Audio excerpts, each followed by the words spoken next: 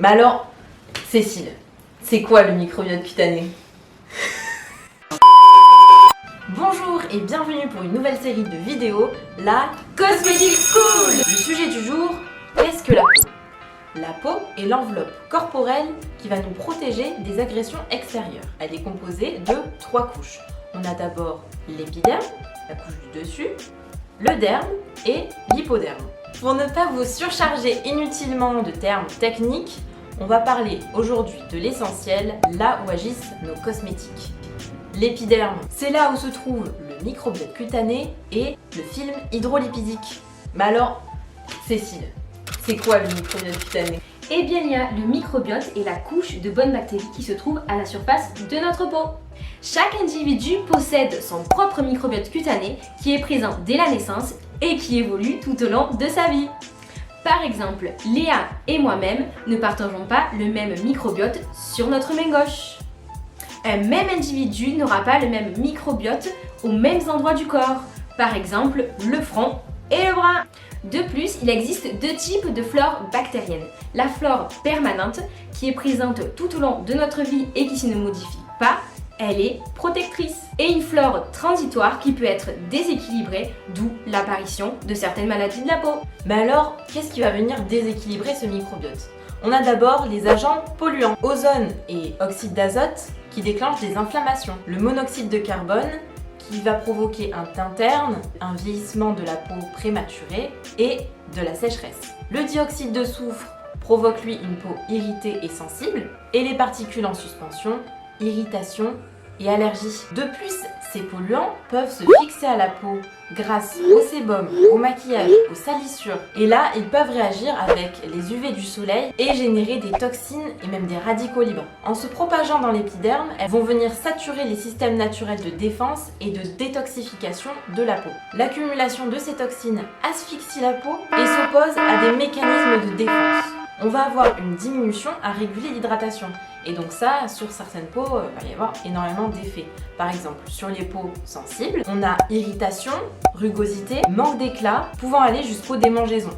Sur les peaux grasses, on va avoir obstruction des pores, imperfection, brillance, pouvant aller jusqu'à l'aggravation de certaines dermatoses. Dans un deuxième temps, on va avoir tout ce qui est facteurs naturels qui vont agir sur le microbiote. On a d'abord l'eau qui contient des particules comme par exemple le calcaire qui va dessécher la peau, qui va provoquer des déshydratations, le vent qui bien sûr est desséchant et déshydratant, les UV qui ont une action bactéricide, donc on connaît bien l'effet du soleil l'été qui va réduire les inflammations, les boutons, et l'effet rebond en septembre, octobre, où le retour de l'hiver, moins de soleil et donc poussée d'acné. Et le froid qui provoque bien sûr les tiraillements, la déshydratation. Quelles sont les conséquences? Le microbiote et l'interaction avec son hôte peuvent avoir des conséquences sur la santé, la peau et son apparence. À ce jour, aucun agent pathogène n'a été défini comme seule cause de la pathologie. Cependant, certains travaux ont montré l'implication de ces bactéries dans les symptômes de certaines maladies. Prenons l'exemple d'une bactérie nommée Propionibacterium acnes qui est associée à l'acné. Il a été démontré que cette bactérie contribue à la sévérité des symptômes mais ne les déclenche pas à elle seule. Pour comprendre les pathologies, il faut regarder le microbiote dans son ensemble. Mais alors, comment on peut éviter ce déséquilibre du microbiote? Cléa, pour éviter ce déséquilibre, il faut des formules plus simples pour éviter d'éventuelles interactions entre les molécules contenues dans notre produit et les facteurs extérieurs. Mais il faut aussi éviter certains PEG, certains filtres UV, le DTA et certains conservateurs. Si vous voulez en savoir plus sur la composition de vos cosmétiques, abonnez-vous pour ne pas rater la vidéo qui sortira bientôt à ce sujet. Et qu'en est-il alors de la deuxième barrière protectrice dont on a parlé précédemment, le film hydrolipidique? Ce film protecteur nous protège contre les champignons et les bactéries, mais aussi participe grandement à la souplesse de la peau. Il faut savoir que c'est une émulsion, avec une phase aqueuse composée de sueur et d'eau, et d'une phase huileuse composée de sébum et de cholestérol. La phase aqueuse est surtout responsable du maintien de l'acidité de la peau. En effet, il faut savoir que notre peau est située dans un pH entre 5,5 et 6,5.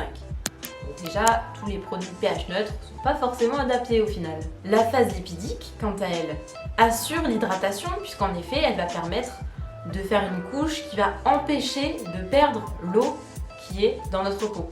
L'équilibre entre ces deux phases est essentiel, sa composition va varier avec l'âge, la température cutanée ou bien le régime alimentaire ou même d'autres facteurs. Elle peut être déséquilibrée par les mêmes facteurs que le microbiote. Qui dit déshydratation, dit diminution des lipides contenus dans la peau et donc pour remédier à ça, il faut ajouter des céramides par exemple.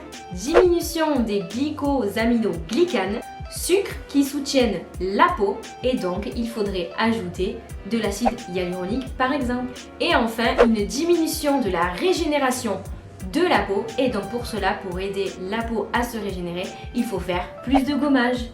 La solution, il faut utiliser des humectants comme la glycérine ou bien des agents hydratants comme le collagène, l'acide hyaluronique et des élastines. Et pour terminer, des agents filmogènes hydrophiles comme les polysaccharides qui vont retenir l'eau. Pour conclure, les cosmétiques agissent sur l'épiderme de notre peau et vont jouer sur le film hydrolipidique et le microbiote cutané. Les deux peuvent être déséquilibrés en fonction des facteurs de l'environnement ou bien de la composition justement de nos cosmétiques. La solution ? Limiter les agressions et également s'hydrater tous les jours en utilisant des compositions les plus simples possibles. Merci d'avoir regardé, on espère que désormais vous en savez plus sur votre peau. On se retrouve la prochaine fois pour un nouvel épisode de la Cosmetic School. Abonne-toi, c'est par là.